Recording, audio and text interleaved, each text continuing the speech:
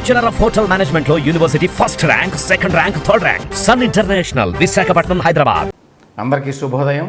జగన్మోహన్ రెడ్డి వ్యవహార శైలికి, చంద్రబాబు నాయుడు వ్యవహార శైలికి చాలా తేడా ఉంది. చంద్రబాబు నాయుడు మీద జగన్ ప్రభుత్వం మొత్తం 17 కేసులు పెట్టింది. అందులో హత్యాయత్నం కేసు కూడా ఉంది. 2023 ఆగస్టులో అన్నమయ్య జిల్లా అంగళులో చంద్రబాబు నాయుడు పర్యటించారు. అక్కడ ఇరిగేషన్ ప్రాజెక్టుల పరిస్థితిని పరిశీలించడానికి కోసం అని చెప్పి ఆయన వెళ్ళారు. ఆ సందర్భంలో వైసీపీ మద్దతుదారులు ఆయన మీద రాళ్లు విసిరారు. ఆయనకు రక్షణగా ఎన్ఎస్జీ కమాండోలు చుట్టూ నిలబడాల్సి వచ్చింది. టీడీపీ వైసీపీ కార్యకర్తల మధ్య ఘర్షణ కూడా జరిగింది. దాడి జరిగింది చంద్రబాబు మీద అనేది కళ్ళకు కనిపించే విషయం. కానీ అప్పటి అన్నమయ్య జిల్లా SP R Gangadhar Rao case పెట్టింది చంద్రబాబు నాయుడు గారి మీదనే. అది హత్యాయత్నం కేసు. అందులోనూ A1గా, ఎక్యూజ్ నెంబర్ 1గా చంద్రబాబు నాయుడు హత్యకు పురుకొల్పారట. అది ఆరోపణ. ఇప్పుడు అట్లాంటి గంగాధర్ రావుని చంద్రబాబు ప్రభుత్వం తీసుకొచ్చి కృష్ణా జిల్లా ఎస్పీ పదవినిచ్చింది. దీని మీద మరి టీడీపీ నాయకులు ఆశ్చర్యం వ్యక్తం చేస్తున్నారు. స్వయంగా చంద్రబాబు మీదనే అక్రమంగా, అన్యాయంగా కేసు పెట్టినా కూడా మంచి పోస్టింగ్ ఇవ్వడం ఏంటో వాళ్ళకి అర్థం కావడం అలా. ఇట్లాంటి విషయాల్లో జగన్ వైఖరిని వాళ్ళు గుర్తు చేస్తున్నారు. జగన్ ముఖ్యమంత్రిగా ఉండగా టీడీపీ ప్రభుత్వంలో అంటే 2014-19 మధ్యకాలంలో ఏ అధికారి ఏ పాత్ర పోషించినా అటువంటి వాళ్ళని వెంటాడి వేధించారు. ఉదాహరణకి అప్పట్లో ఎకనామిక్ డెవలప్మెంట్ బోర్డు సీఈఓగా పనిచేసిన జాస్తి కృష్ణకిషోర్ కేసు తీసుకోండి. ఆయన ఇండియన్ రెవెన్యూ సర్వీస్లో ఉన్నతాధికారి, ఇన్కమ్ ట్యాక్స్ శాఖలో పనిచేసేవారు.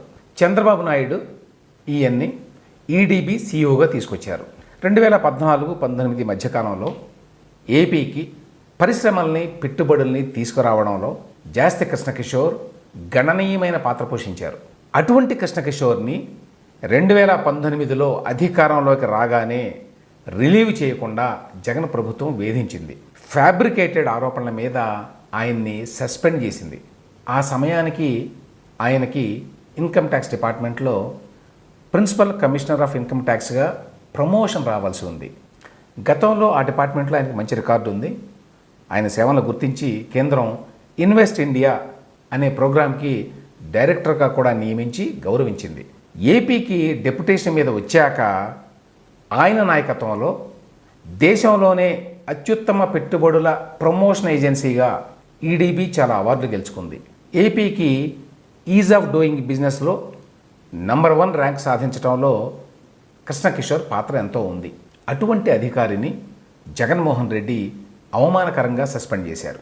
ఆయన ఎన్నో ఇబ్బందులు పడి సెంట్రల్ అడ్మినిస్ట్రేటివ్ ట్రిబ్యునల్లో కేసేసి 2020లో గెలిచారు. 2019లో కేసు వేస్తే ఏడాది పోరాటం తర్వాత ఆయన సస్పెన్షన్ని తక్షణమే తొలగించి రిలీవ్ చేయాలి అని చెప్పి క్యాట్ ఆదేశాలు ఇచ్చింది. అప్పటికి కానీ ఆయనకి జగన్మోహన్ రెడ్డి కబంధహస్తాల నుంచి విముక్తి కలగల. జగన్కి ఆయన మీద ఎందుకంత కోపం? ఆయన చేసిన పాపం ఏంటి? జాస్తి కృష్ణకిషోర్ ఇన్కమ్ ట్యాక్స్ అధికారిగా ఉండగా 2010లో జగన్మోహన్ రెడ్డి అక్రమాస్తుల కేసులో దర్యాప్తు అధికారిగా ఉన్నారు. అది కక్ష.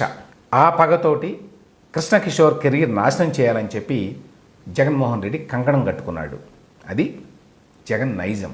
జాస్తి కృష్ణకిషోర్ ఇన్కమ్ ట్యాక్స్ డిపార్ట్మెంట్లో ఈ మధ్యనే చీఫ్ కమిషనర్ ఆఫ్ ఇన్కమ్ ట్యాక్స్గా రిటైర్ అయ్యారు. ఇప్పుడు జగన్మోహన్ రెడ్డి తాను ప్రభుత్వంలో ఉన్నప్పుడు చేసిన అరాచకాలనే చంద్రబాబు నాయుడు కూడా చేయాలి అని చెప్పి అనుకోవడం ఎవరైనా సమర్థనీయం కాదు. కాకపోతే నేను చెప్పిన పై 2 ఉదాహరణల్ని గమనిస్తే ఎవరు రాజ్యధర్మాన్ని పాటిస్తారు, ఎవరికి వ్యవస్థల పట్ల గౌరవం ఉంది అనే విషయం అర్థమవుతుంది.